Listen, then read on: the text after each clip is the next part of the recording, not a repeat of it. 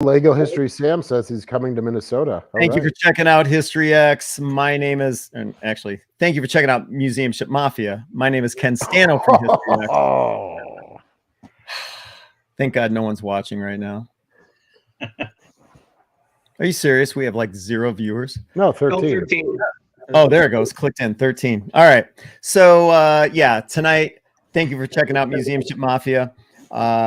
As I said a few moments ago, my name is Ken Stano. We're going to be talking about what has been trending when it comes to, I don't know, not just the museum ship community, although it's kind of a big deal, but when you see the USS New Jersey, you know, going down the river to dry dock, that's kind of a big deal. So we're going to be talking about the USS New Jersey's entry into dry dock this evening. I've got some amazing photographs that I feel everyone needs to see. So that's going to be the subject for tonight.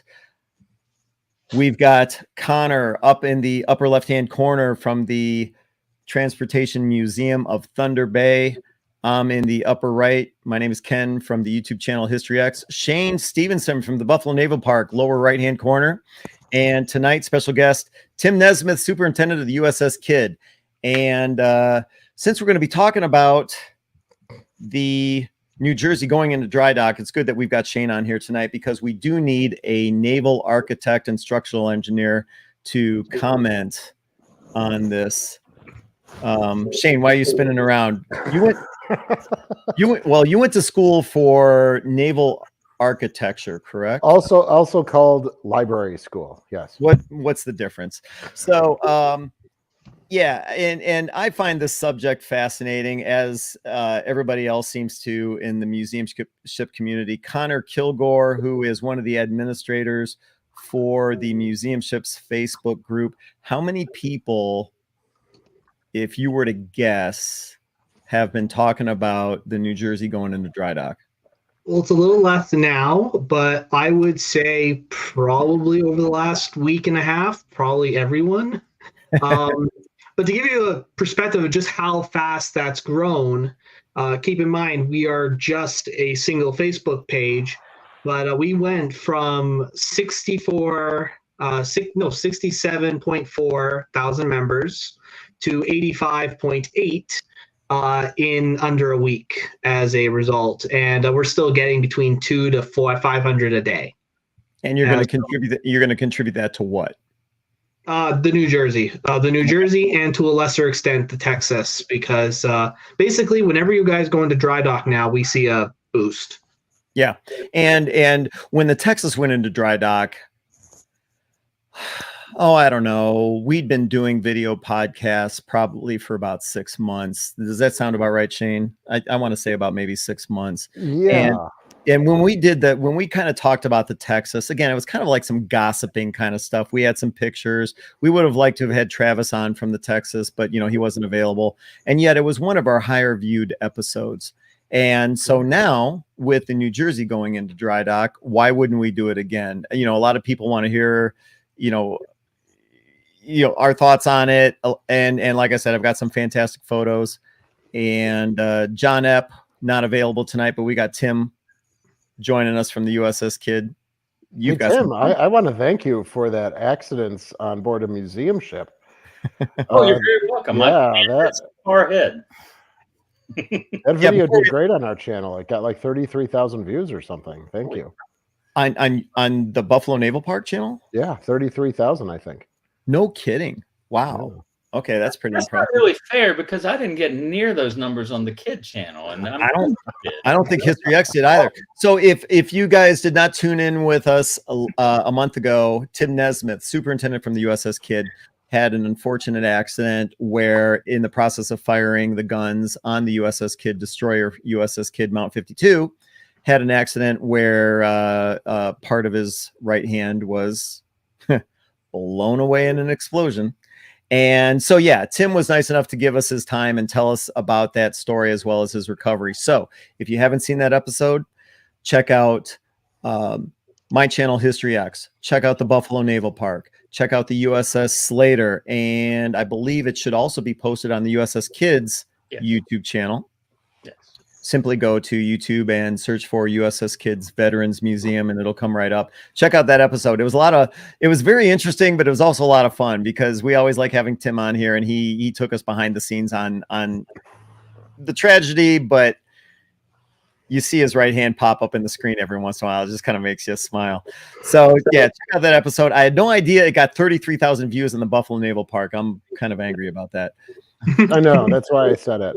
But I directed a lot of the comments back to you, Tim, because they were like, why didn't they do this? And why didn't they do that? Or did they try that? Or whatever happened to Teresa? Whatever happened to his fingers? So I tried to say, please contact them. Okay. Mm-hmm. All right. Yeah. I'll look for the comments. Well, all right. Before we get into the New Jersey and the dry docking, so Tim, last month, I'm glad to have you back with us. Thank you. And for those of you that are wondering where John Epp is, it wasn't really working. So, and it's kind of a sad thing. So we removed him from Museum Ship Mafia, and now we've got Tim. So it was good with John Epp while it lasted, but now Tim, we're happy to have him. I think it'll be a lot better. Yeah, John had a good run. It was a good run. Yeah. So how did you feel about after you got off with us last week talking about your tragedy on the kid? How did I feel? Yeah. How did you feel? I went to bed. Good answer. All right. I was tired. I had to get up the next morning and do dry dock prep. That's why we've got him. That's why we've got him replacing John Epp. He's all right. So okay, the USS New Jersey, obviously went into action during World War II. This is a picture of it going into where was it launched? It was launched where she is now in Philadelphia. Okay, all right. So yeah, fantastic image. And we're going to be talking about, just some of these fantastic photos now that it's in dry dock. Actually, you know what? For those of you that aren't aware, like I said, we've got Connor and we've got Shane and we've got Tim from the USS Kid. They are all connected to museum ships. So for, if you're really interested in the subject, these guys aren't just viewers, they are connected with museum ships. And one of the things that I want them to talk about was, I think, if I'm not mistaken, during the HINSA conference, probably during the last two HINSA conferences, didn't the New Jersey make presentations about the process going into dry dock? It was Texas really. Texas did. Yeah, the Texas did. They did the past two HINSA symposiums. They're called symposiums. Let's correct that. Hey.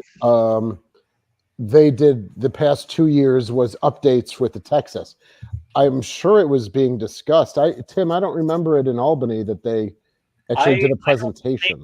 I recall anything on New Jersey. Connor, you were table across from me. You may remember differently. No, I was at the same table as Ryan. If I don't remember, then there you go. It was the Texas. COD did it.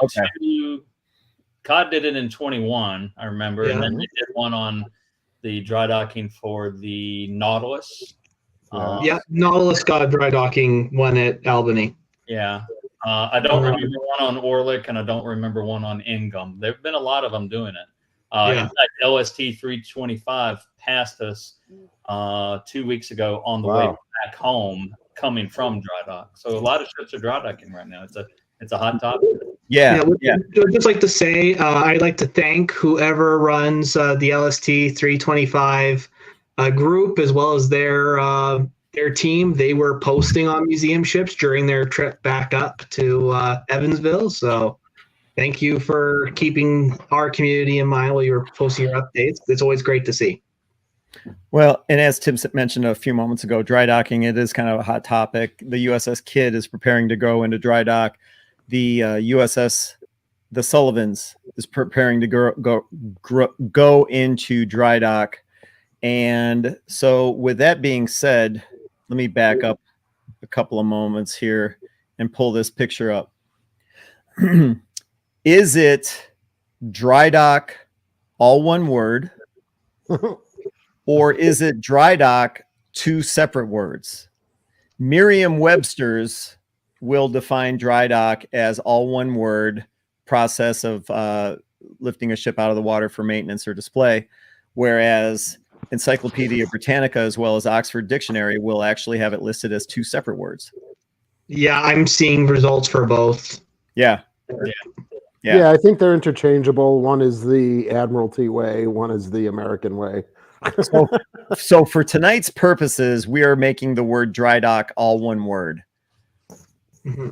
I don't want to hear any complaints. I don't want to hear any bitching.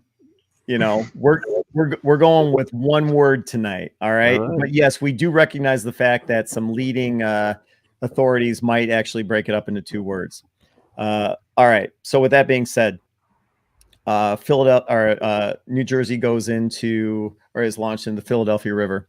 And so we've got some fantastic photos to share with you guys. I'm always when these things are posted, I'm just fascinated. I mean, look at these propellers out of the water, 20 plus years. I mean, have you guys seen these pictures yet? I've seen a few of them, but not a lot. I've kind of not this one off social media. So. Yeah, and I mean, someone that actually pays attention, you'll see some of the propellers 4 blades, some of them 5 blades. That leads a lot of conversation. Why is that?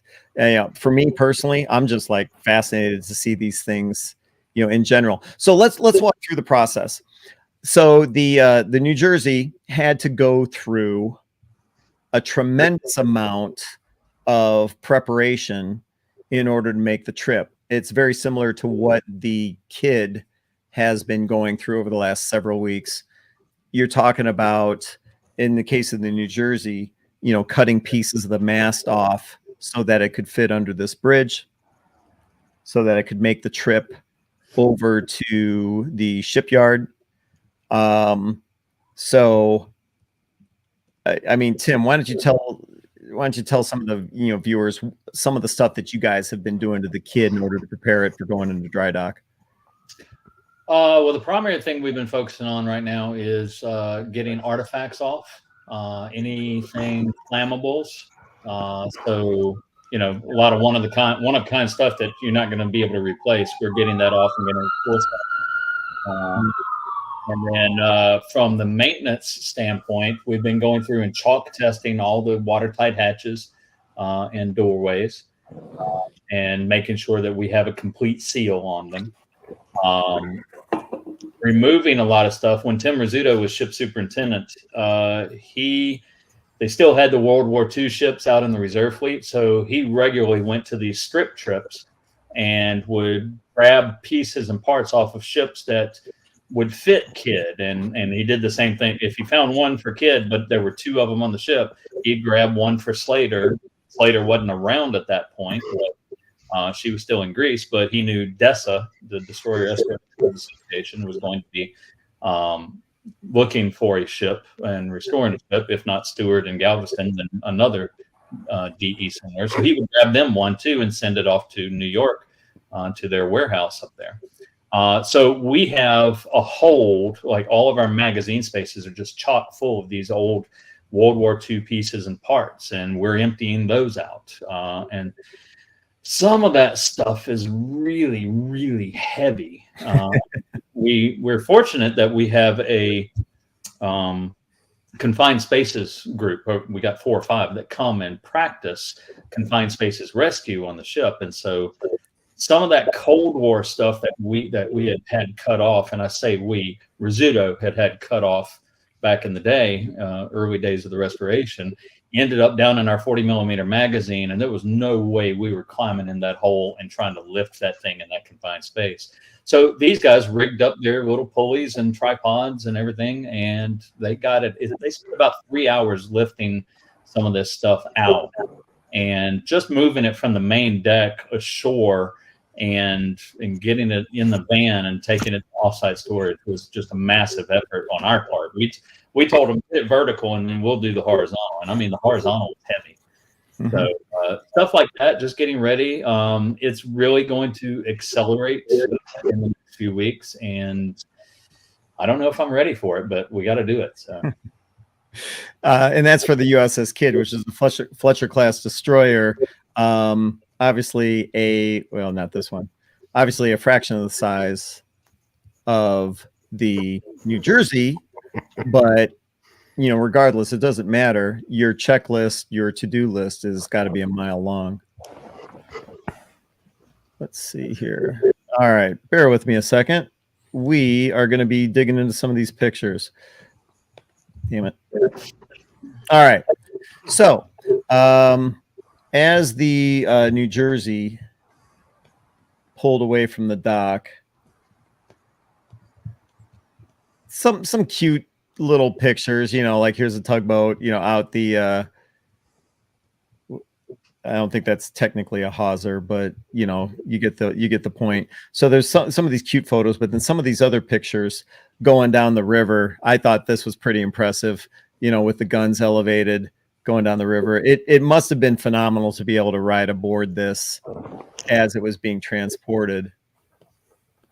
You see the tugboats at the side, but they've got the flags flying.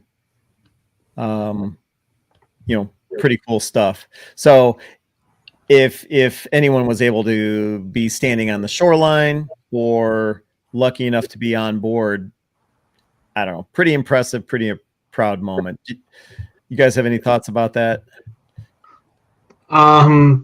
Well, two things. For starters, I'm very envious of the people who did get to go aboard during the move. Yeah, how could you not be? Yeah. But another thing I kind of noticed, I found interesting. It's hard when you look at photos like these. It's hard for you to grasp the size of these ships, and I learned that with Little Rock. She's massive. But for me, when I was watching the New Jersey live stream, and it was I think it was NBC. They were doing their helicopter flying around the ship as she went down the river. There was a tour boat following behind. And that tour boat, or one of the boats anyway, had almost the same dimensions as the ship I'm with. And I was just thinking to myself, whoa, okay. The sheer amount of work that has gone into this project leading up to their dry docking has been immense. And I kind of wonder what's busier now. Was the prep work getting into dry dock the more busy part, or was the actual dry docking the hard part now that they're in? So who knows? But yeah, it just blows me away the amount of work you got to do. Yeah, I think for the and that's what Connor just said kind of sparked it. For a ship of this size, what is it, 890 feet long, or roughly around 885 or something like that? Yeah, something like that. The prep work is astronomically more than the Kidd or the Sullivans. So regardless of what everything looks like, or if they're just going in to scrape and paint and cathode, get the new cathodes system put on, just the amount of spaces that they have to check is just astronomical compared to even the Little Rock. I mean, they have 4 fire rooms and 4 engine rooms, on a battleship like that. And so it's just the amount of prep work is astronomical. And I don't know if you were in a condition like the Sullivans, if that could be done with a battleship. It better go into dry dock when she's still very secured and watertight, because if something happened like it did with the Sullivans, there's just too many spaces to have to deal with. So it's more of that preparation, and it's more of the prep work and the preserving work as opposed to repair almost. And that might be what we're seeing here with this one. One of the more interesting parts of the process that I never saw coming was before the New Jersey even went into dry dock, it had to pull alongside another dock.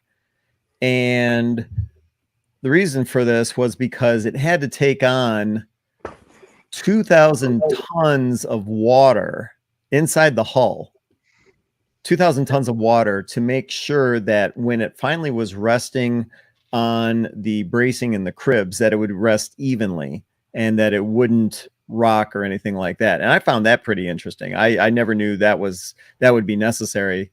I think it was 2,000 tons. Yeah, it was around 2,000 tons. Okay, about the weight of Kidd or the Sullivans. yeah. So they ran these hoses into the, what the hell are these spaces called? Voids, the peak Void tanks. Yeah. I've seen Shane do a lot of videos crawling through these and everything like that. So it's like, oh, okay. When I saw the hose, it's like they just snaked these things down there and they just started pumping water into the ship. Yeah, and that's what they're there for, especially the peak tank, right? Is to try and give that extra balance while the ship is in service, of course. But yeah, I mean, they're for flooding, just to keep that, just to keep away. Okay. In the balance. On what Shane was saying a moment ago, the immense size of the battleship versus the destroyer, that picture that you just had, you see them looking down. Each one of those has one of these. I'm pointing at the screen. Nobody can see what I'm pointing at. The watertight hatch right there on the right. Each one of those has that going down, and you've got to check all of those according to the Coast Guard. Make sure they're all watertight. You got to make sure nothing is leaking during the trip, which means you're going down and up, down and up, down and up, all down the length of her and the breadth of her. And for us, for me and Shane, the tallest point below the main deck, which is what the Coast Guard's concerned about, is 4 decks. That's it. You've got 3 decks. You've got the O1, the first platform. You've got the second platform. And then you've got the magazine spaces. And then just a tiny little crawl space underneath that. That's it. For them, look down that hole in that picture. And that's what they've got the whole length of the battleship to check. So a battleship or a carrier is an immense job and death on the legs and knees. Yeah, I think that, what do they have? They have a battleship, to kind of confirm what Tim's saying. They have a second deck, a splinter deck, a third deck, a first platform, a second platform, and then the holds, maybe? I don't know. So 6? Second deck, splinter deck, third, first, second. Yeah. I mean, so we're looking at maybe at least 6 decks. Yeah. Which I'd like to point out, the Henry is only 6 decks. Oh, all right. Yeah. All the way up to all the way down? Yeah. From the wheelhouse to the lowest accessible deck, to the engine deck. Yeah. And what's the displacement of the Henry? 2,100 tons. Okay, yeah. So yeah, like Shane and Tim were saying, it was taking what? Are you calling us 2,000 tons ourselves? No, what I'm saying is, like they were saying, it's like you're talking about the New Jersey taking on the amount of water, equal. Which I should say that is her unloaded. Fully loaded, she was rated at 2,500. Okay, fair enough. Let's see. Moving on. We've got a ton more pictures. For those of you just tuning in, my name's Ken from the YouTube channel History Accents. Tonight we're going to be covering the dry dock. We're going to be gossiping about the dry dock process for the battleship USS New Jersey. About a week ago, Shane and I were talking about trying to figure out, did this really happen? Or is this just a publicity? Yeah. Fake news. Yeah. Yeah, I think I saw that the magician there, right? Yeah, I contend this is real. Shane, on the other hand. Oh, yeah. All right. So, all right. Thank you. So, Old Tugs is going to make a comment. So, as it's going down the river. Oh, hello, Rick. Yeah. Like I said, it had to pull up, take on 2,000 tons of ballast. They ran these hoses into voids. Literally, yeah, exactly, Eric. Yeah. Generated. Yeah. That was good. Pull that up. That was perfect timing. That was great. So, that's fantastic. No wonder she's missing her mast, of course, because AI just can't get everything right. So, yeah. So, it eventually made it into dry dock, and I like this picture. If you go to the Battleship New Jersey's Instagram or Facebook page, I don't think it was on their YouTube channel, but it was on their Facebook page. They had a time lapse of the New Jersey being brought into the dry dock. So it's not terribly long, you know, maybe 30 seconds, but I thought it was very interesting because the end result is this photo right here, where it's brought in the dry dock. They close the doors. New Jersey is floating, of course. And another photo here heading into dry dock, but eventually, you know, and this photo here, I think it was the draining process had just been started. Side by side, you've got the nose, the bow of the battleship coming into dry dock, the doors closing, and then after the water's been drained, you're left with this. And I like seeing this side by side. So I strongly recommend or encourage anyone that finds these kind of photos fascinating. They are now on the Battleship New Jersey's Facebook and Instagram pages. Definitely check them out. Let's see here. Okay, so moving on. The images that were released and I got my hands on, the propellers.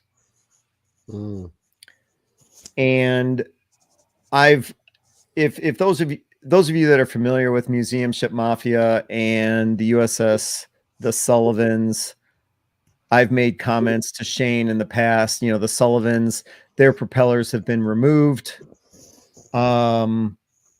I've wanted Shane to do a video about where the propellers are now. They aren't too far away, but I'm fascinated by the propellers. And taking a close look at some of these pictures, you're going to see some of the propellers have 5 blades and some have 4.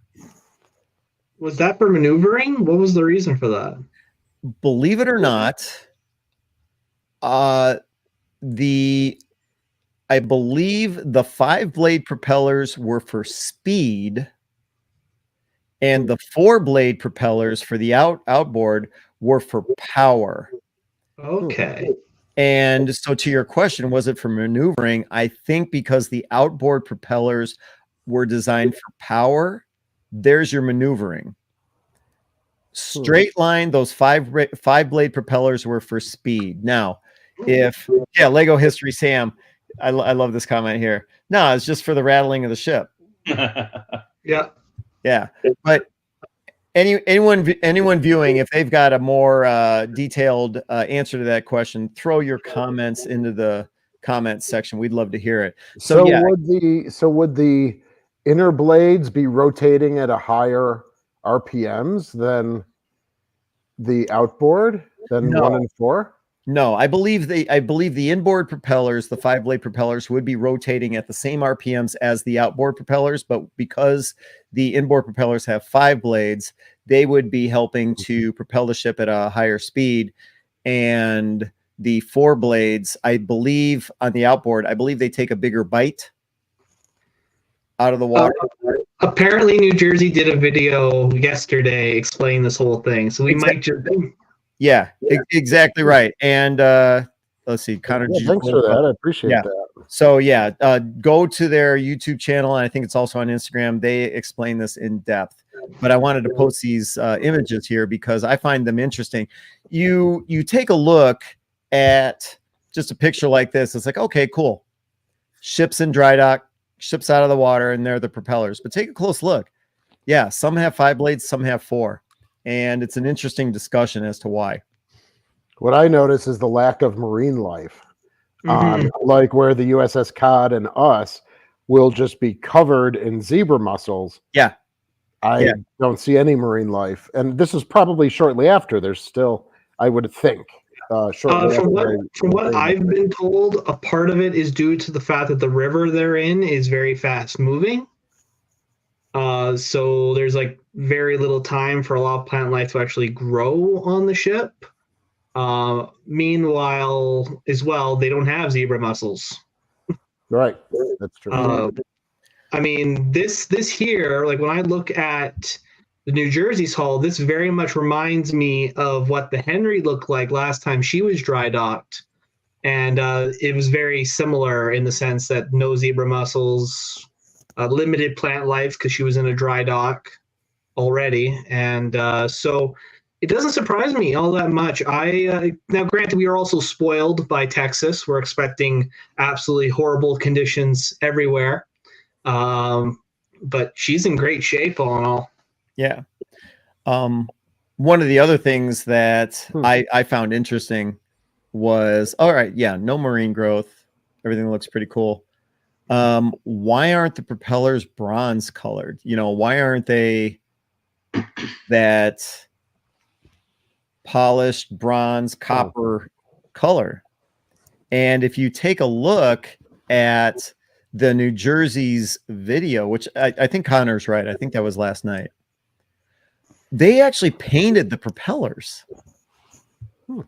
And apparently the reason they did this was, dissimilar metals cause corrosion. If you've got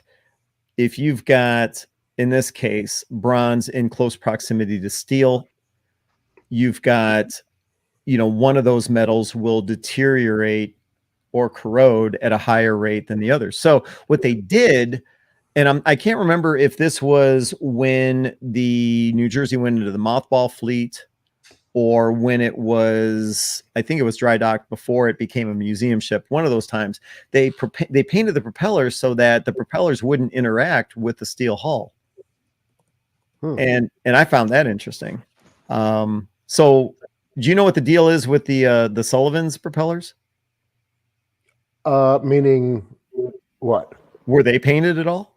No, they were not painted. They are the discolored as you'd get with bronze in water. So there was some degradation. But they weren't in any way painted, to my knowledge. And the kids' propellers aren't painted, are they, Tim? No. Yeah. Not at all. But I mean, we've heard, of course, bimetallic weldings, certainly in our superstructures, everyone else's superstructures, you get steel and then aluminum, and then that always degrades at that joint there. So that's an interesting point. But what are we looking at here? Are we just looking at years of sitting in the water, or is that the paint that we're looking at? It's hard for me to see. But you know what? I think that's a good question. I think it's a combination of both. It looks like there's some growth on there, but I think also after they had hit the propellers with the pressure washer, and let me change pictures here. Yeah, so you see some marine growth there. So I think this is before they pressure washed. It is before, because you'll notice the dry dock isn't fully dry yet. Good point. Yep. Good point. But wait, hold on. Go back to that one that you just showed. Yeah. All right. Stand by. Bear with me a second. Sorry. Thank you. Think that. Look at those rudders. Oh my God. Yeah. Let's see. Those rudders are crooked. Are you talking about this one, Shane? No, the one that was more straight on that you said was like, you can see the marine growth. Other way. One more. That one. Okay. But if you look, I don't know if it's just the camera, but look in the port side four-bladed prop and look at the upper right prop. It looks like it's been cleaned, or is that an optical illusion? Or no, I think you're right. Yeah, it looks like it's been cleaned. Yeah. It's hard, or it's interesting, or maybe it was just protected, where they were. I don't know. It's interesting because if you look at the one, even the one as it's going clockwise around, the one right below it doesn't seem that degraded or with a lot of marine growth on it or pitting or something. But then you look at the two on the left, there's some degradation there or much more pitting. So that's interesting. I don't know if that's just an optical illusion.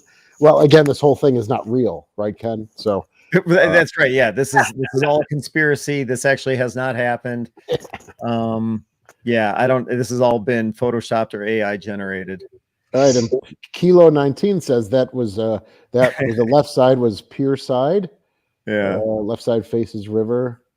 All right, interesting. Anyway, just I'm glad we're talking about this because you guys have some interesting perspectives. We all do, but if you haven't had a chance to take a look at this process, getting the New Jersey into dry dock, I strongly recommend you check out the Battleship New Jersey's YouTube channel, their Facebook page, their Instagram. They're posting at least once a day And if you have any additional curiosity on top of that, if you want to keep the gossiping going, check out the Facebook group, Museum Ships. Connor here, he's one of the administrators.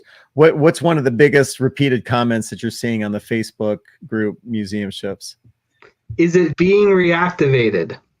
Is it being sent back into service? Is it going to I have seen that post minimum 10 times a day since that happened. Wow. And like I'm borderline at this point. I'm starting to wonder what's going to happen the next time there's a dry docking, because we actually still get the occasional thing about Texas asking if they're going to make a run again. So, well, answer the question. Answer the question. So, is the New Jersey being reactivated? Well, I'm not part of the New Jersey team, although just as an educated guess, as someone who's spoken to the team there, I would hesitate to say yes. I think she's probably just going to stay as a museum. Mm-hmm. Now, Kid, on the other hand, obviously they're planning to reactivate her. Yeah. I mean, it's simple. It's a reactivate. Oh, it hasn't been deactivated? Yeah. No, the whole reason it's down here, it's on occupation duty. That's what Rizzuto was down here for. So there'll be USS Kid-1, USS Kid-2 in service. 661-1, and what is it? 100? DDG 100? 993 and then 100. Yeah. Oh, 993 too. Yes. Right. 100-3. Yeah. But I would say though, in general, that's a great shot. But go ahead, Connor. What were you saying? Yeah, I would say though, what the New Jersey has done with this dry docking has really, I honestly think, has brought a lot of attention to museum ships as a whole. And I hope as other museums get more vocal about their plans to dry dock, that we start seeing more people like go, oh, I want to see this happen again. So they redirect. So who knows? Like Grant, I'm thinking more towards you guys compared to me. I'm still at least 4, 5, 6 years out. So, but yeah, it's just, I really hope this brings more attention to the work that has to be done to maintain these boats, because it's a lot more than just simply paint it. Yeah. Which seems to be some people's opinion about the entire thing. What we do is we get it into the public. We already have a built-in fan base, all of the ships, but it gets into those people that are not, say, Navy or architect fans or museum ship fans, that these eventually will be the last remaining veterans of World War II. Yeah. And these are the things to keep them alive. They're going to the hospital to get preserved and to stay alive, for future generations, as World War II, eventually Korea, and as eventually Cold War veterans pass away. These will be those veterans that will remain and be there for people to enjoy and learn from. Yeah, Shane makes a good point. It's going to be to the point where there are no more World War II veterans. I just interviewed a World War II veteran. I think it was about 2 weeks ago in Ohio. He was 101 years old. Oh, yeah. Now, granted, real sharp, still driving, but I mean, just be a matter of years and then they're going to be gone. And all that remains, or all that will remain, are these guys. Yeah. Yeah. So when you look at it that way, I mean, it's like, how could you not, fall in love with this? Now, of course, the COD a couple of years ago, I wish I had a picture of it right now, went through an extensive dry docking process, had to have part of the bow structure, totally rebuilt. And while that generated a lot of interest in the museum ship community, I don't think it generated a lot of interest in just the general population as much so as something like the New Jersey did, just because of its sheer size. Sheer size, and I say this as someone who has to interpret for a non-warship. Battleships are just attention getters. Like, the big guns attract people's attention, like regardless of whether or not they're really into Navy vessels or not. And that's something I've always noticed. I mean, On museum ships, with few exceptions, the military ships always get more reactions and posts than the civilian ships, like, say, the Keewatin or the Queen Mary, although she's the rare exception where you will sometimes see her get over the warship. Mm-hmm. Yeah, even for us, I mean, this doesn't happen at the Kid, but even for us, when people come visit us, they're saying, "Oh, look at the battleship," right? Like it just there's something in people's minds, and the top 5 YouTube channels are all the battleships, right? So on YouTube itself, people see the battleship as like naval power and flexing your muscle and protecting our interests, much more than other very valuable ships as well. So at the Buffalo Naval Park, you're basically saying when people walk through, occasionally people will notice the little rock and call it a battleship. Absolutely, every day I hear it every day. You do, and I won't correct people because then you're just going down that path of well, we're a cruiser, and what's the difference between a cruiser and battleship? And I mean, I do if I'm working with people, but walking along the promenade there, I mean, it's just very prevalent that battleship. Thank you. Yeah, Dutchman, sure, absolutely. South Dakota class. Oh boy. Yeah. So I mean, who said South Dakota class? I did. Okay. Yeah. I'm sorry, Tim. What were you gonna say? Oh, I was telling Shane they absolutely call Kid a battleship all the time. Really? Absolutely. And one of the things that we do for our tour, when that little platform that's right there before you start walking down the gangway in the photo, our first stop is right there talking about the ship as a whole. And we educate them right there. Okay, when people see the Kid, the first thing they say is, "Oh, look at the battleship," but it's a battleship, it's a destroyer, and here's the difference. So it's a nice gateway to educate a little bit. Mm-hmm. It is, and if people are on board and they say that, yes, like that's part of our conversation as well. But I mean, for the hundreds of people that are just walking by and you just hear it walking by someone on a sidewalk, I won't say anything. But I don't take it down the levee. Let's see here. I'm going to pull up some other pictures. Let's move on to battleships are like the Kleenex, right? So that's what we're saying.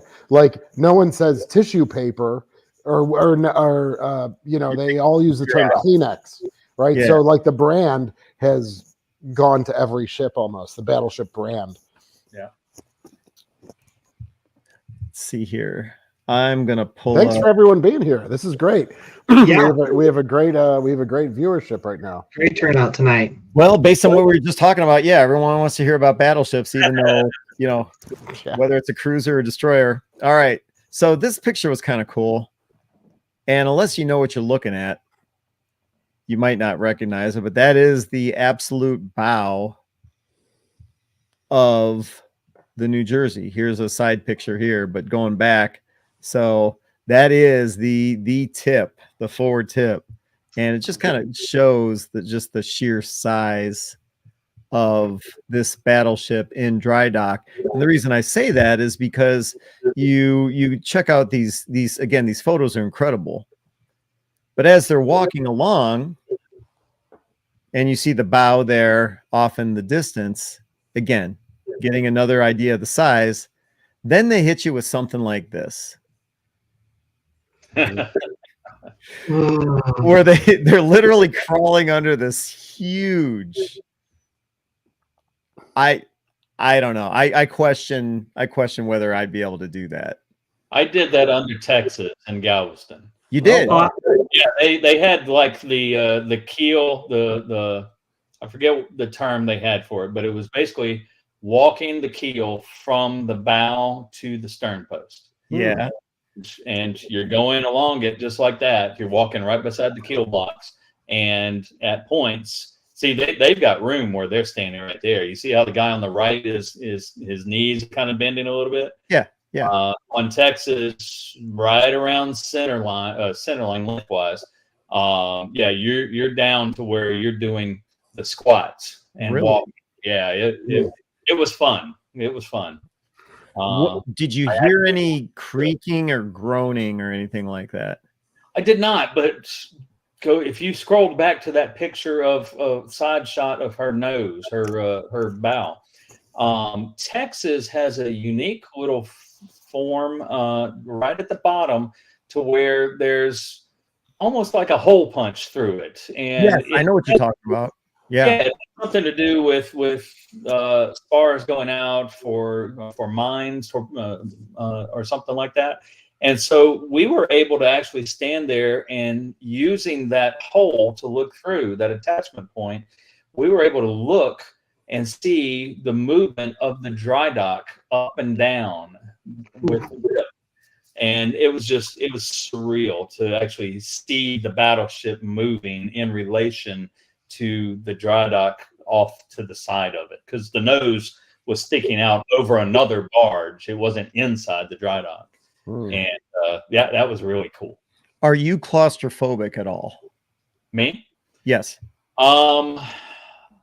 Apparently a very tiny bit, because I went down about a week ago down in the crawl spaces in the stern of the Kid, back under, Shane would know it, the steering gear room.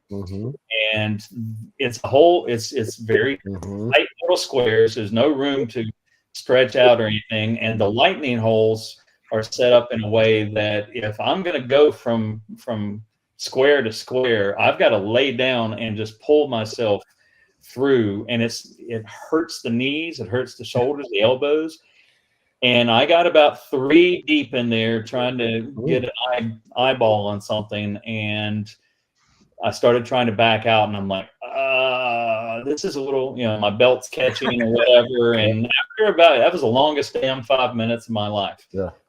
But that's the only thing that's really tripped me out. Texas, the crawl under Texas didn't bother me at all. Well, do me a favor and let me back up here. Are you talking about like going through lightning holes like this? No, these are absolutely round lightning holes. Oh, okay. Okay. And they are horizontal instead of vertical. Yeah. So I pull myself through, kind of like doing the breaststroke. Shane has done several videos over the years getting into those spaces, and not go ahead. I'm sorry.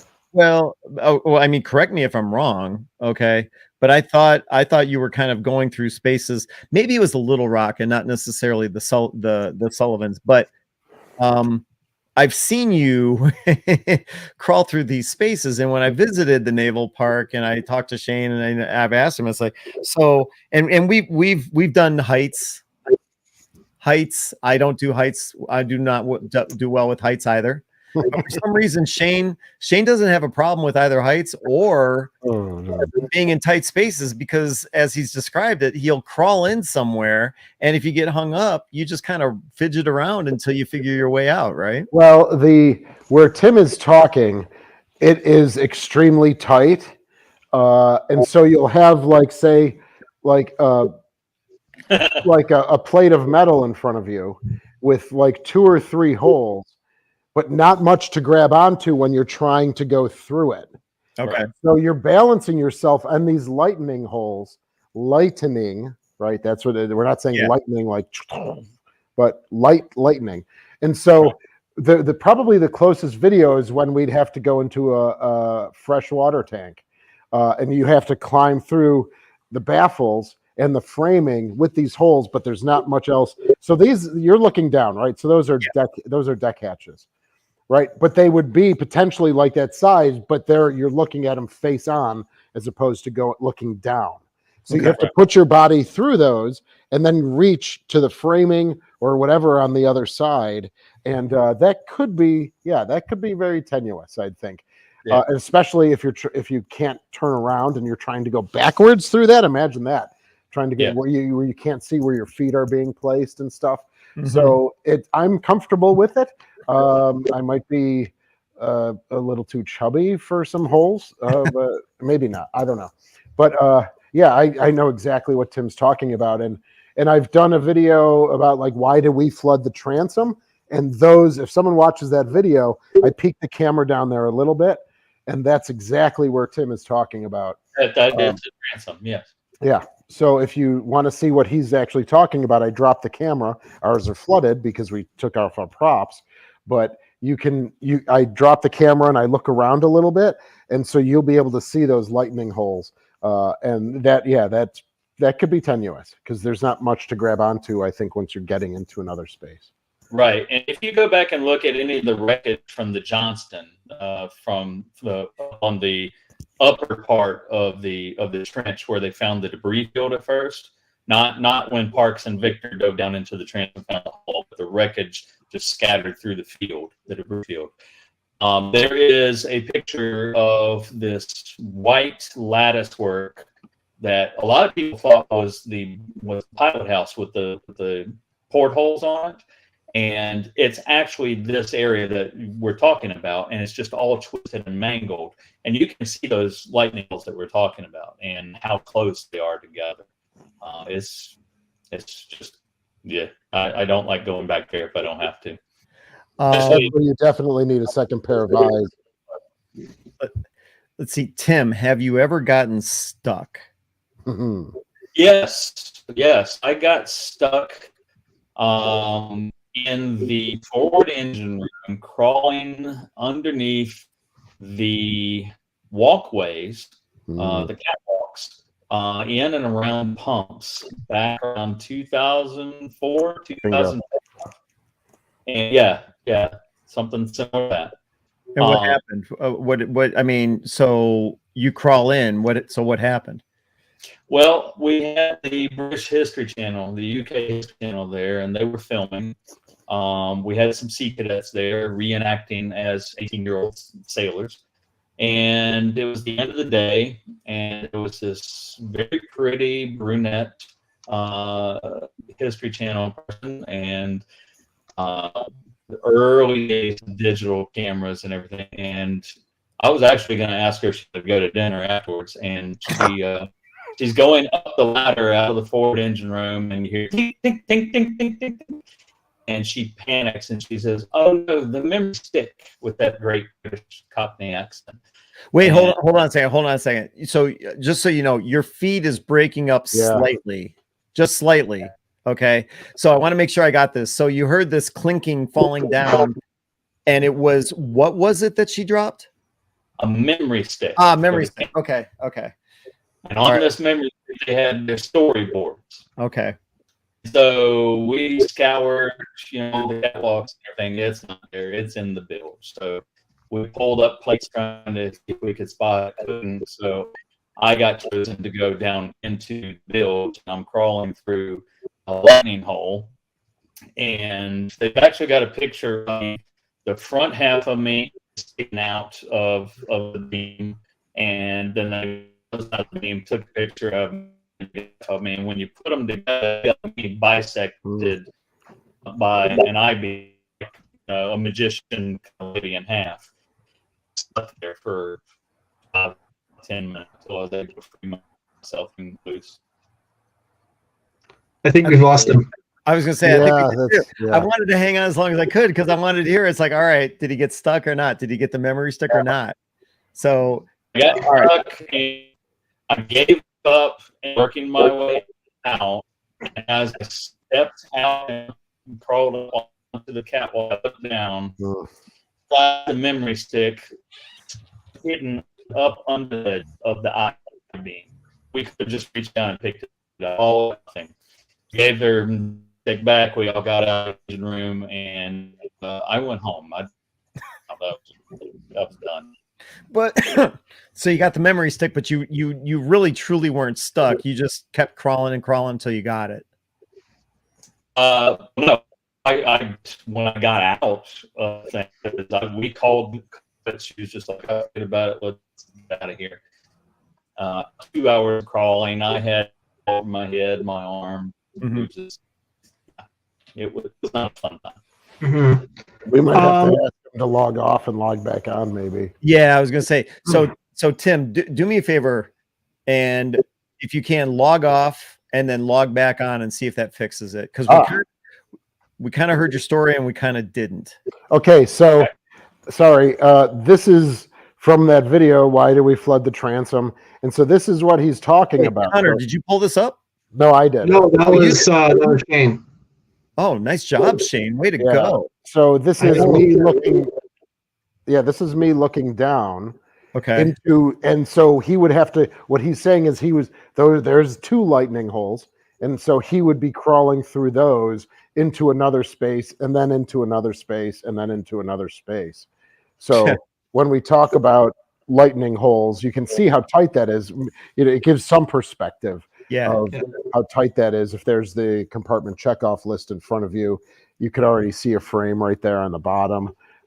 So you're crawling, and then you're trying to climb as you're crawling through those things. So I just wanted to share that. I could. Yeah, that would be a big hell no for me. Yeah, I would like to point out that in our comment section we have received a number of former Iowa sailors who have entered the chat.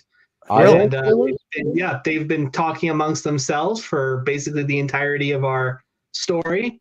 And so late 80s. And there's some interesting. They're talking about like when she was in the dry dock. Well, because not like when they were. I haven't. I mean, that's kind of more your area than mine. I always tell people it's like Connor works the levers and dials behind the scenes. So if you got people, I wonder if any of them were on the New Jersey as it was going through the Panama Canal.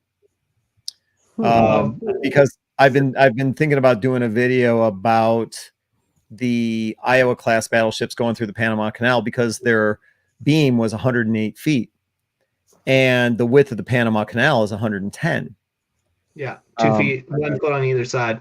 Yeah, but the Panama Canal, unbeknownst to, well, a lot of people, is that they installed these dense rubber mats on either side of the canal to keep these ships from beating the hell out of the side of the canal, which would have been fine if you're talking about a ship with a beam of like 95 feet, 98 feet, 100 feet. Then all of a sudden, here comes the Iowa class, which was designed to fit through I mean, its design was dictated. It's like one of the things that has to do is go through the Panama Canal. Hey, no problem. We'll make it 108 feet wide because the Panama Canal is 110. Well, not unless the Panamanians install these rubber mats.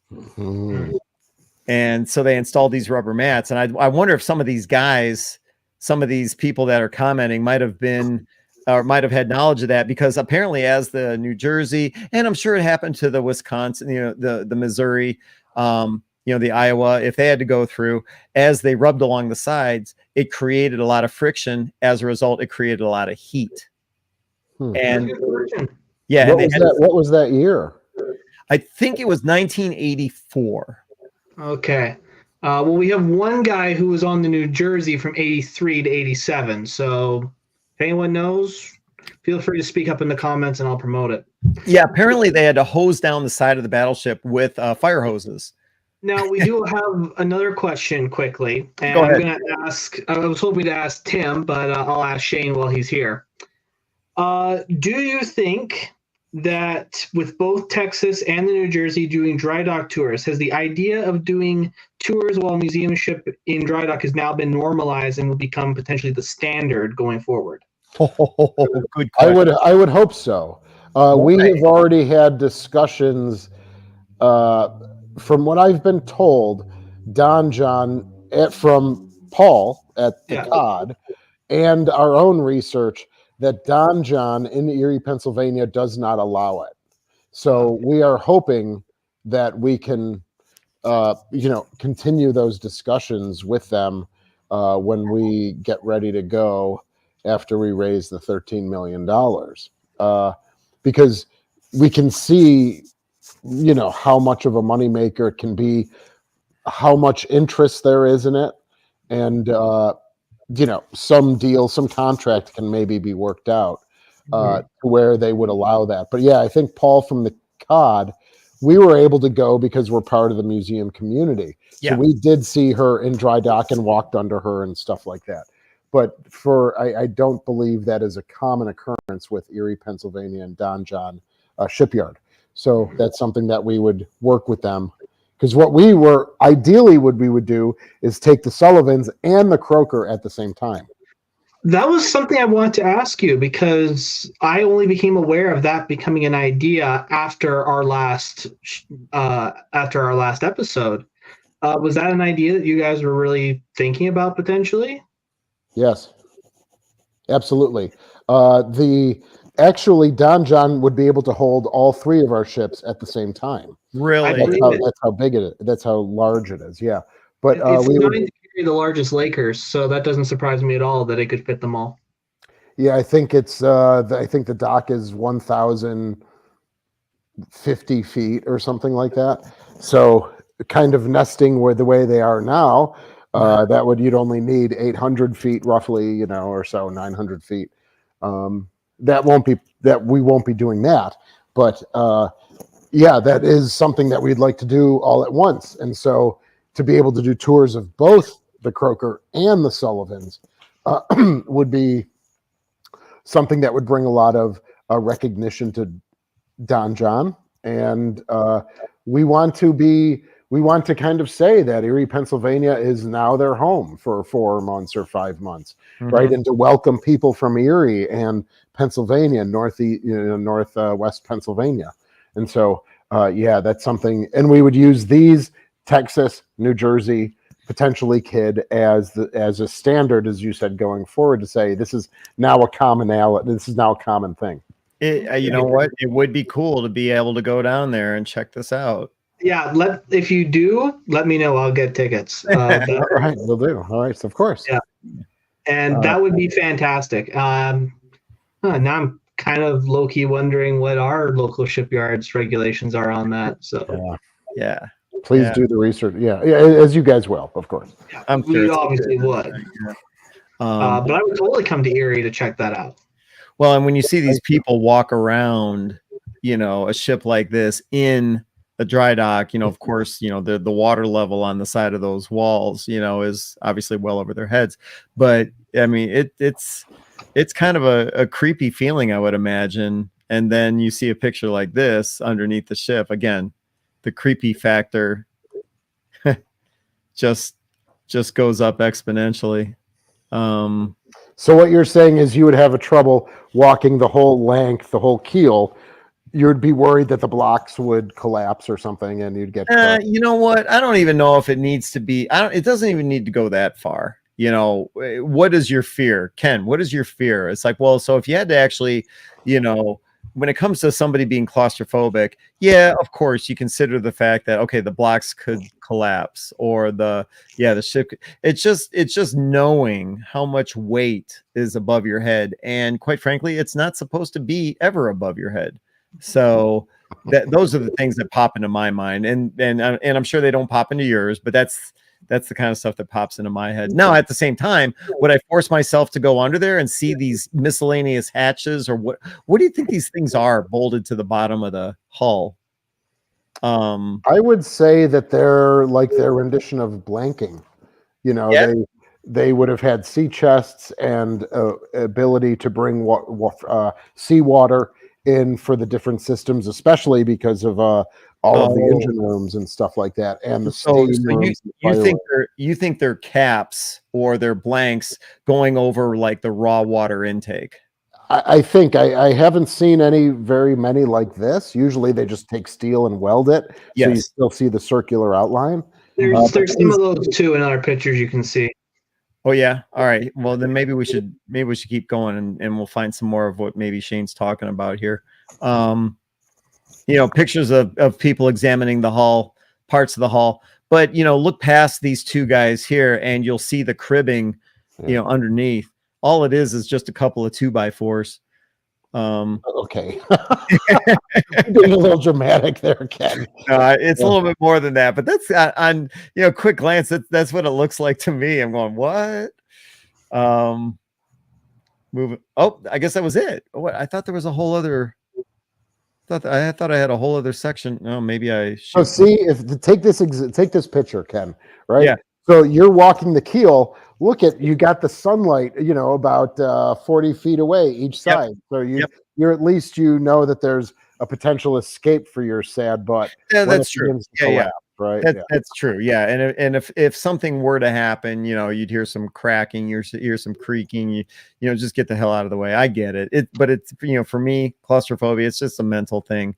And if I could talk my way through it like you can, apparently, I'd probably be fine. But yeah, I would do it. I would do it. My big once thing in a lifetime situation, you'd have to do it. It's like when I climbed to the top of, what was that, the 06 level on the Little Rock with you. It's like I didn't want to be up there, but I did it. Right. Kind of sucked. Yeah, you had a little trouble. And don't get me wrong, I have much more aversion to height than closed spaces. So I had some trouble up there on that SPS 30 platform as well. Mm-hmm. Hey, I want to on this picture here. Everyone looks to the left. Look at the upper right hand corner. You see these tires on the side of the dry dock. Yeah. I think that's pretty cool. Yes, I think that's like a blocker of some sort. Not blocker, but like a barrier. Bumper. Yeah, bumper. Yeah, some kind of Neat. I've never seen one like that before. Pretty ingenious setup. Here we are again. So it bumps it right for the hull, and then it also has a little rotational, so it can go back. So it's not rubbing, so to speak. Yeah. If it's a stationary thing and you're rubbing against it, now it kind of rolls with it. Oh, all right. Hello. We got Tim back with us. Looks like your signal's nice and strong. Fantastic. Yeah. Hey, Tim, I'm going to ask you the question that I asked Shane because you dipped off right before I asked. Yeah. Basically, the question was, with the Texas and New Jersey both having dry dock tours, do you think that will become the new standard for museum ship dry dockings going forward? And are there any plans for your ship to do that? I've been seeing that question pop up a lot. I think I saw it on museum ships. It's definitely a moneymaker. So, when your primary moneymaker is away from home and not available to the public to tour as it normally is, I think dry dock tours, if the liability and the insurance and the shipyard can come together and allow it, yes, I think dry dock tours are a great way to support the museum while your moneymaker is out of play. Because for us, I can tell you right now, this is going to be a lot like pushing reset and going all the way back to 1982, because we got a museum building there, but will the museum draw as many people as it would when Kidd is sitting there? And the answer to that is no. They're not going to come to that museum building as much. But having a dry dock tour, we're going to try to arrange it if the shipyard and the insurance will work with us on it. That's in our budget. So. Okay. Well, there's that answer. Good to know. Yeah. And do we have any more comments, guys? Yeah. As far as dry dock tours, Texas is not the originator of them. The first ones I heard about go all the way back to the 2000s with the Constellation in Baltimore. Oh, yeah, good point. Interesting. Yeah. Yes, I wasn't involved back then, so yeah. I was a child. Crochet to Travis for the Texas team. They did a great job and a great setup for their dry docking. But yeah, I remember reading about Constellation and them doing the dry dock tours. And the one I remember the most about was actually where the federal lawsuit came about because of ADA and why Constellation in 1851, I think, wooden gun sloop, ended up having to put a chairlift on board as a result of that lawsuit. So. ADA being American Disabilities Act. Right. They had it set, that particular dry docking, and I'm just going off memory what I was reading. They had kind of scaffolding set up around the perimeter of the ship, and they wanted to. It was the hard type where you've got the walls on the side where you can look out the side, and then everything, you got stuff above you to protect you. So people were able to go up into the scaffolding, walk around the ship, and watch the shipyard workers do it like they did with the old chisel type tools and everything from the okay. And they had a webcam. Of course, the stuff we're using tonight was is light years ahead of what they had in 2002, 3, 4, 5, whenever that was. And they had a webcam station set up for people, but apparently this guy just didn't like that setup. He wanted to go up on the scaffolding and he couldn't. And it ended up in the courts. Mm-hmm. Oh, let me bring up that picture again too for Tim. Oh, right. Yeah. Can you do that? Let me see. Present. Share screen. And while Shane's working on that, again, this is Museum Ship Mafia just talking about the USS New Jersey battleship going into dry dock. If you guys are just tuning in, we're happy to have you here. So, Shane, what are we looking at here? And Tim, do you recognize this? Yeah, that looks like is that in the transom? Yes, it is. Yeah, that's exactly what I was crawling through last week. Yeah, that's tight. Yeah, and you can see how thin it is. So when you're trying to support your leg on that to go into the next lightning hole, man, that just cuts. It hurts on that shin bone. Okay. Those are the pictures that I had for this evening. So when is the New Jersey supposed to return back to Camden? As I understand it, they're supposed to be in dry dock for 60 days. Yeah, June, I think they want to be back in June. Okay. Ooh. Yeah, 60 days. Yeah. You know what? I before we shut this down, one last thing I wanted to point out here, and of course, I tend to focus on some of the weirdest details. But if you look at this silvery line, the silvery horizontal line leading back from one of the inboard propellers, those are the sacrificial anodes. Wow. Oh, yeah. Yeah. And what I learned from the USS Cod being into dry dock, the Cod had anodes kind of all over its hull too, but they were the wrong anodes. Yeah. They were anodes for salt water, not for fresh water, which I can't remember which is which. Magnesium for salt water and aluminum for fresh water, or vice versa. I think it's aluminum for salt water and magnesium for fresh water. That's what I think it is too. Oh, you think so? Okay. Zinc is also for fresh. Zinc. Yeah. Zinc. I think aluminum and magnesium are for the fresh. Yeah, aluminum is for the fresh. Yeah. Okay. So magnesium is too, I believe. So, well, the Cod, the Cod had these sacrificial anodes, and everyone was saying, it's like, no problem, we've got these sacrificial anodes, and then all of a sudden comes out of dry dock, and it's like, oh, well, those are the wrong anodes because they were. I think that's what they're doing with the New Jersey, because they originally put on saltwater anodes, and then they realized where they are in the river is mostly freshwater. I see. So I think they're converting them. Okay. Yeah. So I'm not saying that New Jersey's got zinc right now. Okay. All right. Thanks, guys, for making those comments. So what we're seeing here in the picture, these are zinc. Okay. And that's interesting, because if you look in the picture, you can see how some of the material has spread down as they're sacrificial anodes. As they sacrifice themselves, they're supposed to deteriorate instead of the hull. Well, that material has to go somewhere, and you get this kind of like a sooty, I don't even know what you want to call it, shadowing, and all of these anodes, I'm assuming, are going to be removed and replaced. And so the question I had is, like, I wonder if they're the wrong anodes, the wrong material. Yeah, they are. They need to switch to fresh water. Yeah. Okay. If they took it as the Navy gave it to them, those are zinc anodes for salt water. Yeah, for salt water. That we ended up with on Kidd, and we needed the freshwater ones. And you can look and still see the stamping in the metal on our anodes, and they're still intact. And that's because there's been no salt water to degrade them that badly. Wait, are you talking about the anodes that are on the hull right now? On the Kidd, yeah.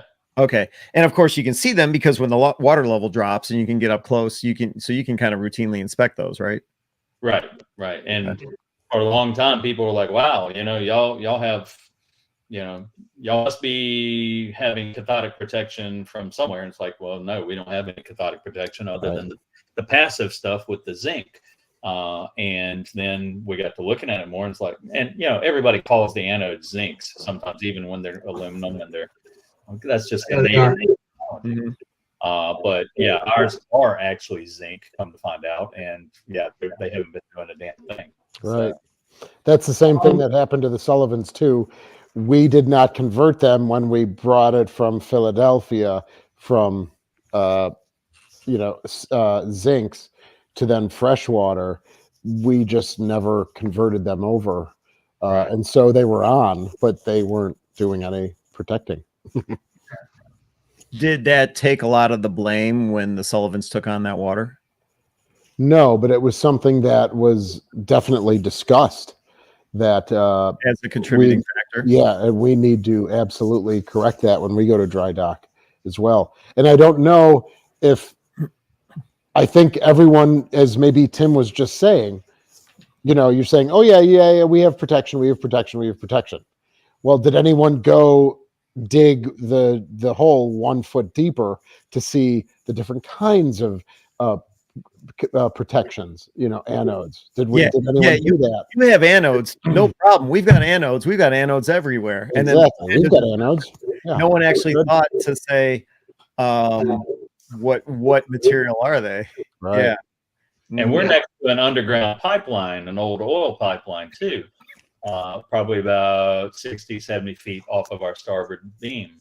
And all the engineers, the old petroleum engineers around, were like, you're protected by that, right about where the water is, the shoreline is there. They're like, you're protected in that field. That's why those anodes aren't deteriorating. And it took forever for me to find somebody at Exxon that would comment. And finally they looked at it, they're like, dude, that pipeline is out of commission, has been for decades. There's no protection for that pipeline. Like, okay, well, that shoots that down. Everyone's got theories, right? Yeah. Let's see. Well, as I said a few moments ago, those are the ends. That's the end of the pictures. You guys have any other comments or comments you want to make about New Jersey? For the New Jersey herself, I think this just goes to show the advantage of having a ship in fresh water. She's in absolutely amazing shape, all things considered, especially for her age and how long she's not been in dry dock. And that just means that realistically, her hull is probably going to go on for a lot longer. So that's great to see. Mm-hmm. We also do have some breaking museum ship news, by the way. Lay it on us. What do you got? So it just popped up on Museum Ships. Our founder, Pim Weingarten, posted it. It looks like that the USS Aries, a Pegasus-class hydrofoil, will be moving to Key West. Oh, yeah? Yeah. I have no idea about this. Yeah. Do you know what these hydrofoils look like? They're crazy ships. Yeah. Yeah. There's a post on Museum Ship just now. It was posted less than half an hour ago. But the city of Key West says tomorrow at 9 o'clock Eastern time, there will be a presentation about moving the USS Aries to Key West to become a permanent floating museum. So it looks like tomorrow morning we will have an announcement on our hands about a museum ship moving from the central U.S. I think she's not up the Mississippi, but she's up one of those rivers. She's off the Mississippi on one of those smaller rivers in Missouri. Okay, so she might be passing you guys in a little while. Possibly. They may take her. I think they took her originally up there via through Alabama to the Tennessee River. I don't think she ever. So they may take that route again, or they may come by us. It'd be nice to see her. Yeah. So if anyone's a fan of hydrofoils, keep an eye on that. Could charge for rides. Yeah. Oh, that'd be great. One of these days, I need to get down to Canada's hydrofoil down in Quebec. I need to go see that one of these days. It's a museum now. Are you trying to find a picture, Ken? Yeah, I couldn't find this one kind of sucks because that's about as big as I could get it. But That's her, yeah. See if I can zoom in a little bit. But yeah, it's a crazy hull design, and of course, if you look closely at the picture, you'll see the stanchions or the struts for the hydrofoils. So as the ship increases speed, it rises up on the hydrofoils. What this picture doesn't do justice, though, is the propellers are like way behind the ship on these extended. It's just a crazy design. I wish I could find a better picture. I tell you what, those little hydrofoils had a bite to them because for Facebook and social media, whenever LSU is playing an SEC team, I find a museum ship in the state that we're playing against. And we played Missouri last year, and so I have kid trash talk the other ship. And I looked it up to see what her weaponry outfit was. Holy cats, she's like a murder hornet. She can rip kid from over the horizon. Kid would never see her coming. You're talking about this thing right here? Yeah. Well, okay, first of all, take a look at what's on the bow. Yeah. Is that a 5-inch gun or is that a 76 millimeter gun? I don't know what the hell that thing is, but look how long it is. We do. Yeah, it might be. Is it a 5-inch 54? I don't know. Yeah, it's. It is. No, it's a 76 millimeter gun, so that's 3-inch. And then look at the stern. Are those ARAM? What the hell are those things? Are those ARAM missiles? They're missiles. Harpoon missiles, apparently. You know what? That makes sense. Yeah, kid wouldn't have a shot. Yeah. Well, kid might have a shot. It just wouldn't have a second shot. Right. It wouldn't land. Cool. Thanks, Connor, for filling us in on that. No, I literally just saw that while we were doing this. And so what's the propulsion on that ship? Is it just traditional steam, turbine, reduction gear? I don't know. Propulsion with 2 Mercedes-Benz Marine diesels. On extended shafts, right? Yeah, okay. Yes. And then when she went into hydroborne mode, apparently she ran off a 1 General Electric LM2500 gas turbine engine. Yeah, but how does the propeller reach the water? It's on this extended shaft. It must be. I don't see any pictures. Yeah. Oh my word. She can go over 48 knots when she's out of the water. That's nuts. It's amazing. Yeah. Which I'd like to point out, though, just bragging, Canada's hydrofoil was faster. In kilometers? I mean, right? We clocked out at 62. Oh, wow. Yep. Wow. All right. Since Tim is our guest tonight, we're going to let him go first. First of all, I want to thank everyone for tuning in tonight and kind of gossiping with us on the New Jersey going into dry dock. It was a lot of fun. Normally we've got a special guest or something like that coming in, but if anytime we can make it just about us and talk about a cool situation like the New Jersey going into dry dock, I'm all for it. And I appreciate everyone tuning in tonight and giving us your comments, because if you have not watched one of our episodes before, hopefully you'll consider subscribing and joining us in the future. Let's see. So let me get over to my notes here. Talking about the USS Kidd. Like I said, we were fortunate enough to have Tim Nesmith, who's the superintendent of the USS Kidd Veterans Museum in Baton Rouge, Louisiana. Check out the YouTube channel, USS Kidd Veterans Museum, or the website, usskidd.com. What's the latest and greatest going on down there? You guys had a storm going through today. A storm going through. We shut down for safety. The parish, or for everybody else in the world, the county just north of us took some tornado hits, so it's not safe for man nor beast to be out on the road or touring a museum ship. But we will be open again tomorrow morning, and tomorrow is a very special day for us because it is the anniversary of the kamikaze attack. Normally we have a ceremony at 1:55 in the afternoon when the attack occurred. that's open to the public, but because of all our dry dock prep and what we're trying to do, we just don't really have time to host a ceremony for the public. So we put the word out earlier this week. It's not going to be open to the public, but we are going to take and live stream just a little short memorial service. What we're doing, we're going to call those guys' names out, the 38 guys that were killed from the crew and the pilot they identified about 20 years ago now.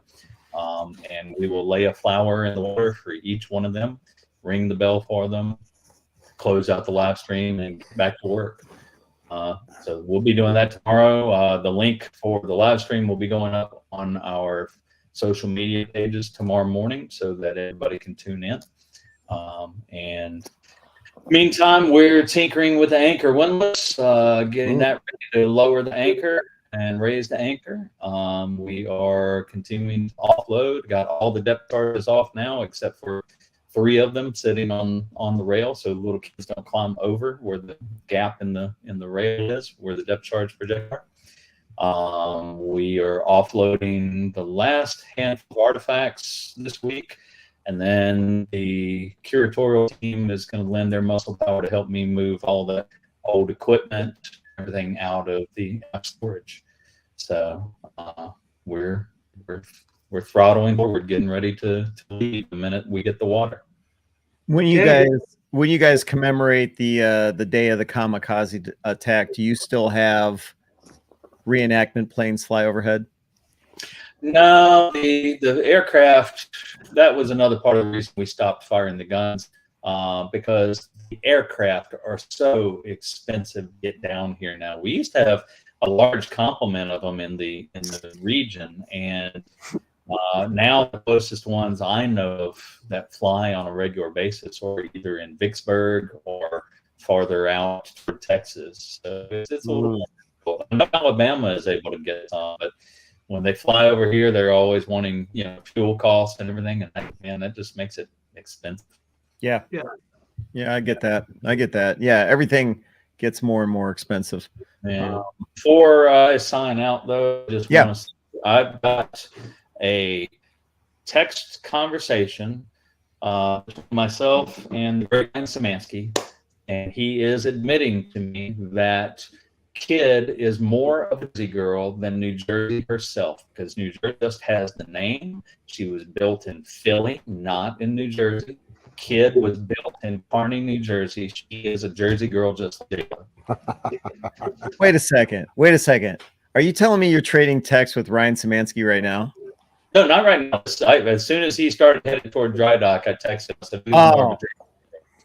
and he quizzed me and everything, and he finally admitted. He says, because she's originally from New Jersey, she's more of a Jersey girl. Okay.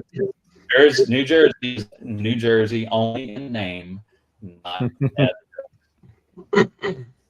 got to take her to a diner. I got to take her where I can. Yeah.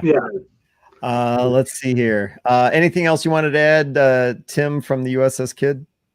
No, we appreciate the support of everybody out in the community. Appreciate you guys for that, and just keep us in mind. Stay tuned. Hopefully, we'll get the water we need. Yeah. Again, Tim Nesmith, superintendent of the USS Kid. The USS Kid is working or in progress to go into dry dock. So if you want to support their efforts, check out their website, usskid.com. or do a search on their YouTube channel, USS Kid Veterans Museum. Just enter that into the search bar. It'll come right up. Whatever you can to support their efforts to get into dry dock, greatly appreciated. So, Tim, I want to thank you for joining us tonight. And let's see here. Moving on to, bear with me a moment. We've got the Buffalo Naval Park. Shane Stevenson, curator, Buffalo Naval Park. What's the so you guys literally just opened last week, correct?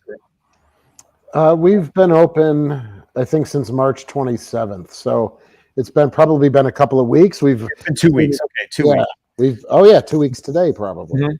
Yeah, we've seen an uptick so far. We of course an uptick. I mean, Monday should have like been your equaling your whole summer attendance, right? Because of the eclipse. Why don't you, just for a few moments? Okay, so they posted a video on the Buffalo Naval Park. Posted a video on YouTube, and for those of you that aren't aware, Buffalo fell into the lane of totality for the eclipse on Monday. So what did you get in the way of viewership, visitors in Buffalo, and specifically to the Naval Park?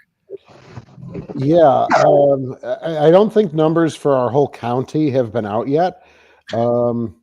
You know, they were saying about 800,000 people coming to Buffalo. It certainly couldn't have been that, but we might have gotten 150, 200,000 people coming to Buffalo in as a whole. What we did was we had the ships closed, but we sold like a day pass.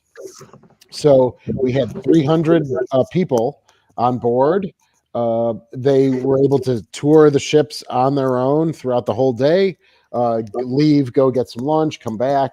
I offered a tour of the Croaker specifically, and you know, just interacted with people, answered questions, and then we had the 4 minutes of totality, and that was a really big thing. And then everyone, so we served lunch, and yeah, it was just a great day of interacting with people.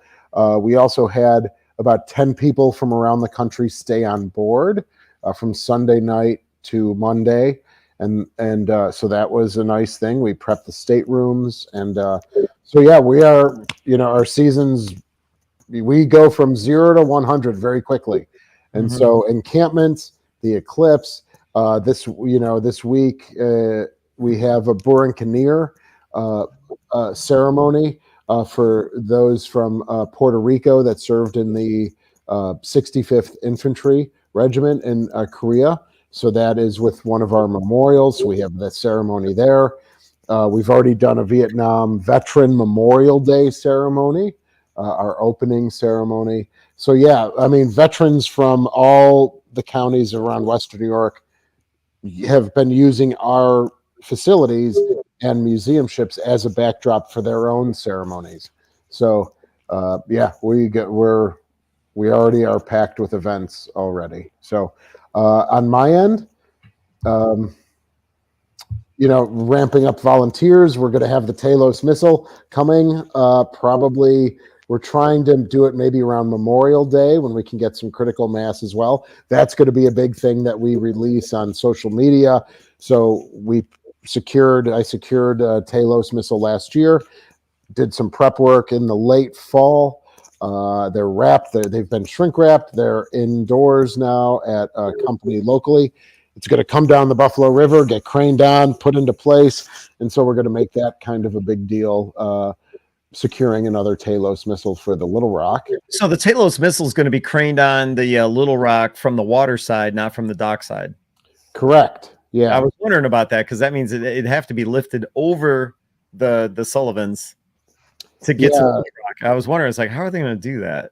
Yeah, it's just a lot easier because now that you'll need a crane to go over the Sullivans, now it's large enough to where now we don't have the space for it to move to get there. So yeah, it will be coming maybe a half a mile down the Buffalo River, and then you can see it right there, right onto the missile house where I filmed that eclipse video, or I'm sorry, on the main deck right below that. And then hopefully we're still going to analyze where the best placement is, but working with the company, we'll get it right into the missile house, hopefully, the booster and the missile itself. So we're not putting any down by barge. That means they don't have to rope it to the top of your red Volkswagen Jetta and go down the side streets and get the thing hauled over that way. Well, actually, now that you say that, I didn't want to say it, but I'm hauling it individually with my little red Jetta. Yeah, you're hauling it to the barge. Yeah, all right. Cool. All right. So you think that'll be around Memorial Day? That'll be pretty cool to see. Yeah. I'm thinking of probably like mid to late May. Yeah, absolutely. So again, I'm thrilled that we're the home now of the Cruiser Sailor Association records.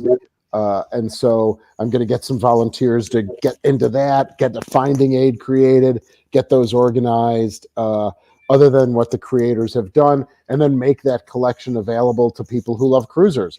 Right. So that was the Cruiser Sailor Association folded recently. And thankfully, I worked hard to be awarded those records. And so we'll be the permanent home of that organization's records. And so that means I can open it up for people who are interested in researching cruisers. So that's really fun. So that's one of my volunteer projects this year. Excellent. Shane Stevenson, curator at the Buffalo and Erie County Naval and Military Park. Check out their YouTube channel. Search for Buffalo Naval Park in the search bar. Like I said, one of the things you're going to come up with is the video that Shane did on Monday as the solar eclipse was, or I should say, as the Buffalo Naval Park was in the path of totality for the solar eclipse. So that was very cool. Very cool. Yeah, very cool. We don't have John Epp with us tonight, but I will mention John Epp, curator of the USS Slater in Albany, New York, is normally with us. He got bumped because of Tim Nesmith being on. But if you tune in the second Wednesday of each month, you might see him back here. Check out the YouTube channel for the USS Slater. Search for the USS Slater in the search bar. And also check out their website, ussslater.org. Connor, thanks for pulling that up. And as we always do, we're going to finish up with the Transportation Museum of Thunder Bay. Connor Kilgore, also the administrator of the Facebook group Museum Ships. Check out his handiwork there. And apparently there's a lot to be said about the USS New Jersey going into dry dock on the Museum Ships Facebook page. So you'll see all that communication going back and forth. What's the latest with tmtb.ca? Well, for starters, the new website will be up hopefully by the end of this week. So that'll be exciting. That'll be tmtb.ca. It will be. Yes. Well, that's the hope. I've been told. Okay. So, all right. Go ahead. Yeah. So basically what's been happening is we're not reopening until May. So we still got a little bit of time left until we kick things into high gear. And it's quite frankly because it's only getting comfortably warm now. It's only sitting about plus 10 Celsius. So we need it to be at least that comfortable before we really start doing stuff, because a lot of hosing, a lot of cleaning, things of that nature. Excuse me. Yikes. It's been a long day. So other things we've been doing is we have been meeting with other historical organizations around the city. We're hoping to possibly do some work with them in the near future towards maybe future displays that cover other aspects of our region's history. We're also going to be having some meetings with the city of Thunder Bay. One of the things we need to get done is we need to sort out our lease contract and get that settled, because once that's done, we can put our plaque on display on property, our plaque that marks the Alexander Henry as a National Heritage Site, as she is one of the best preserved examples of the Canadian shipbuilding programs of the 1950s. About 12 ships were built in that program for the Ministry of Transportation's Marine Service, and Henry is one of the very few that still exist. And she's one of the only ones that's still left in her Coast Guard configuration. So that's one of the reasons. Other things of note, we're going to be updating all our merchandise. So when our new website comes online, there will be a store. I'm not sure if we're going to be doing international shipping right away, but it will be there. And we're going to be getting new items, new hats, jackets, challenge coins. That's the big one. And we're looking forward to people seeing those, and hopefully we get positive response. And yeah, that's basically about it. We're just slowly gearing up for the season. We just hopefully got some grant money to hire some summer students, so that will help us as well. And it should be a great year. Last year was fantastic for us, and we're hoping for another great year this year. Great. Yeah, you sent that text earlier today. We're part of like a little text group, and Connor said that he's got the approval to hire, would you say 5 students? Looking forward to herding those cats. around the summer.